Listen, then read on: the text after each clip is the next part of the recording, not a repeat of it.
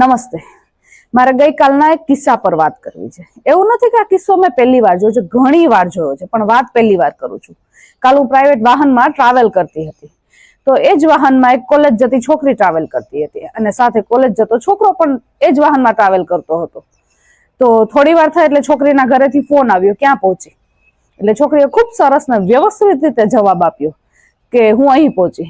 એટલે અડધી કલાકના રસ્તામાં કદાચ એ છોકરીને આવા 5 થી 6 ફોન આવ્યા. અને બીજી બાજુ જે સેમ ઉંમરનો છોકરો હતો, પણ એને ઘરેથી એક પણ ફોન ના આવ્યો, એક પણ વડીલનો ફોન ના આવ્યો કે તું ક્યાં પહોંચ્યો.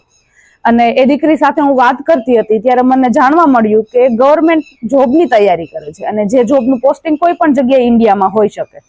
અને એ વાતમાં એ દીકરી એવું પણ કીધું કે હું ઘરની બહાર પહેલી વાર એકલી નીકળી છું ને, એટલે ઘરે ટેન્શનમાં છે. એટલે તમે વિચારો, બે સરખી ઉંમરની વ્યક્તિઓ છે પણ તફાવત કેટલો છે. આ પણ ઇન્ડિયાની એક સાઈડ છે, વિચારજો.